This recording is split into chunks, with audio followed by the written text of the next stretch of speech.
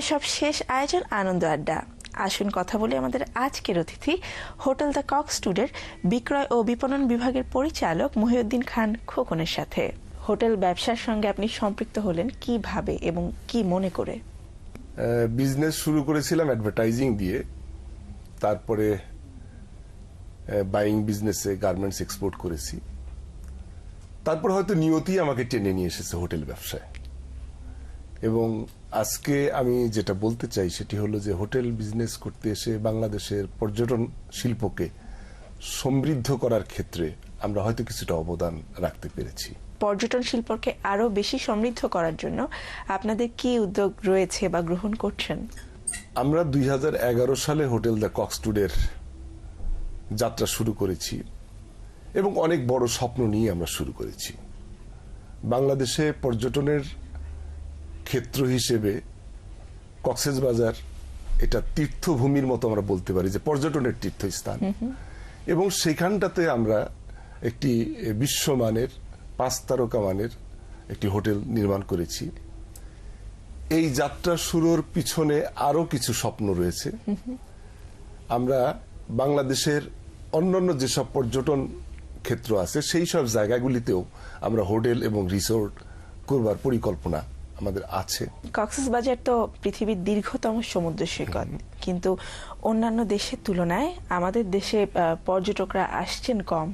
এর পেছনে কারণ কি বলে আপনার মনে হয়? এর কারণ আপনিও জানেন এবং আমরা সবাই জানি যে কমিউনিকেশন হলো একটি দেশের উন্নয়নের মূল চালিকা। কমিউনিকেশন না থাকলে, যোগাযোগ ব্যবস্থা না থাকলে সেই জায়গার উন্নয়ন কখনোই সম্ভব নয়। আমাদের কক্সবাজারে এই পর্যটন ভূমিকে সমৃদ্ধ করার ক্ষেত্রে সবচেয়ে বড় বাধা এই যোগাযোগ ব্যবস্থা। ঢাকা থেকে দীর্ঘ সময় নিয়ে কক্সবাজার যেতে হয় বাস, একমাত্র বাস ছাড়া নাই। এই মুহূর্তে কক্সবাজারে আবাসনের পর্যাপ্ত সুবিধা আছে, প্রচুর হোটেল হয়েছে, ছোট হোটেল বড় হোটেল হয়েছে, কিন্তু পর্যটকের সংখ্যা নাই, শুধুমাত্র কমিউনিকেশনের কারণেই। আমরা বিভিন্ন সময় পর্যটন মন্ত্রণালয়ের সাথে, পর্যটন মন্ত্রীর সাথে বৈঠক করেছি এবং তাদেরকে একটি দাবি জানিয়েছি যে ঢাকা থেকে কক্সবাজার পর্যন্ত ট্রেন লাইনটা চালু করবার কথা। আচ্ছা, যদি ঢাকা থেকে কক্সবাজার পর্যন্ত দ্রুতগামী ট্রেনের ব্যবস্থা করা যায়, তাহলে আমাদের ধারণা এখন যে পর্যটকের সংখ্যা আছে জাস্ট ডাবল হয়ে যাবে। ডাবল না হলে 30% পর্যটকের সংখ্যা বেড়ে যাবে। এছাড়াও বিদেশি পর্যটকদের আকৃষ্ট করতে আর কি কি পদক্ষেপ নেওয়া যেতে পারে বলে আপনার মনে হয়? এটিও একটি আমাদের এটি সরকারি পর্যায়েরই সরকারের সিদ্ধান্ত নেওয়া দরকার। আপনারা পৃথিবীর বিভিন্ন দেশের এই সমুদ্র সৈকতগুলিতে গিয়েছেন, আমরা গিয়েছি, দেখেছি সেখানে যে এন্টারটেইনমেন্টের জন্য প্রচুর ব্যবস্থা থাকে। একটি বিচে সেখানে শুধুমাত্র আবাসন সুবিধা দিয়ে কোনোদিন পর্যটককে আকর্ষণ করা যাবে না। ভেরি আনফর্চুনেট যে কক্সবাজারে আফটার সানসেট, সন্ধ্যার পরে আসলে কিছুই করবার থাকে না। একজন পর্যটক সমুদ্রের তীরে বসে সমুদ্রের ঢেউ দেখবে, সমুদ্রের গর্জন শুনবে, তারপরে রুমে এসে ঘুমাবে, এটি হয় না। তো কক্সবাজারে এই জিনিসটি এখন পর্যন্ত হয়নি, বিনোদনের কোনো ব্যবস্থা হয়নি।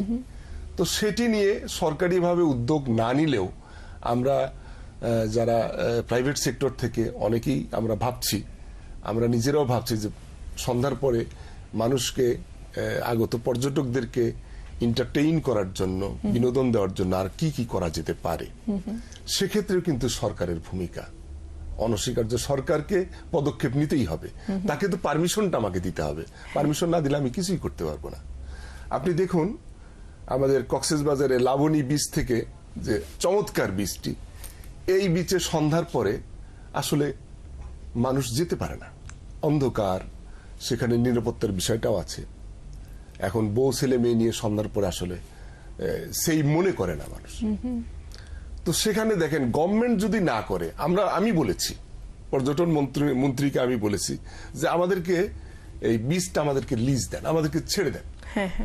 আমরা সেখানে লাইটিং করব, আমরা সেখানে সিটিং অ্যারেঞ্জমেন্ট করব, আমরা সেখানে কফি শপ করব, আমরা সেখানে ট্রাইবেল ড্যান্সের ব্যবস্থা করব, সারা রাত মানুষ মজা করবে। কক্সবাজার সমুদ্র সৈকত সমস্ত দিন সমস্ত রাত ওয়ার্ম থাকবে। তো সেই পারমিশনটা তো গভর্নমেন্টকেই দিতে হবে, আচ্ছা, তাহলেই এটা সমৃদ্ধ হবে। অনেকেই বলছেন যে কক্সবাজারের সমুদ্র সৈকত তার সৌন্দর্য হারাচ্ছে, দিন দিন ম্লান হয়ে যাচ্ছে। আপনার কাছে কি এমনটা মনে হয়? না, আমি আমি তা মনে করি না। বরং আমি ধরেন 20-25 বছর ধরেই কক্সবাজার যাচ্ছি। কক্সবাজার প্রতিদিন উন্নত হচ্ছে। আপনি দেখেন কক্সবাজার সমুদ্র সৈকতে গিয়ে দেখবেন কোনো ডাস্ট নাই, আবর্জনা নেই। এটি একটি টেলিফোন কোম্পানি, তারা দায়িত্ব নিয়ে এটা ক্লিনিং করছে। এখন রেস্কিউ টিম আছে। সমুদ্রে ডুবে মরার ঘটনা কিন্তু প্রতিদিনই কমছে। এখন চমৎকার চমৎকার 5 তারকা মান, 3 তারকা মানের বিভিন্ন হোটেল তৈরি হয়েছে। পর্যটকের সংখ্যা বাড়ছে, আরো আরো অনেক জিনিস প্রতিদিনই এর সাথে যুক্ত হচ্ছে। সুতরাং কক্সবাজার সমুদ্র সৈকত ম্লান হয়ে যাচ্ছে, সৌন্দর্য হারাচ্ছে, এটা আমি মানতে রাজি না। এবারে আসি হোটেল দ্য কক্স টুডেতে। হোটেলে কি কি ধরনের সুযোগ সুবিধা রয়েছে পর্যটকদের জন্য, যেটা অন্যান্য সব হোটেল থেকে আলাদা করে দিবে? আলাদা তো বটেই, আমি মনে করি আমরা এক্সেপশন। এবং নাওএডেইজ কক্সবাজারে সবচেয়ে বড়, এবং যেহেতু আমি নিজে বলছি যে এটা সবচেয়ে সুন্দর hotel, Hotel The Cox Today. আমাদের হোটেলটি 5 তারকা মানের, বলছি 5 তারকা হয়ে যাবে, এটা অন প্রসেস, হয়তো কিছুদিনের মধ্যে আমরা লাইসেন্সটিও পেয়ে যাব। তো 5 তারকা মানের একটি হোটেলে যা যা থাকবার দরকার সব আছে। আমাদের হোটেলে 276টি রুম আছে। এর মধ্যে 42টি শুধু সুইট রুম আছে, honeymoon sweet, royal sweet, president sweet, premier sweet, এরকম সুইট রুম আছে আমাদের 42টি। প্রেসিডেন্ট সুইট হিউজ, অনেক বড়, একজন প্রেসিডেন্ট থাকবার মতো সমস্ত বিষয় এখানে আছে। আমাদের লবিটি হিউজ, অনেক বড় লবি। আমাদের 3টা রেস্টুরেন্ট আছে। আমাদের 3টা সেমিনার হল আছে, 1000 প্যাক্স, 1000 লোক ধারণ ক্ষমতা হল অফ স্টার যেটা আছে, এটা অনেক বড়। আর একটি আছে অ্যান্ড্রোমিডা, এটা আন্ডারগ্রাউন্ডে ডিজে পার্টি টার্টি হয়, 500 প্যাক্সের। আর একটা ছোট সেমিনার হল আছে লেভেল 9।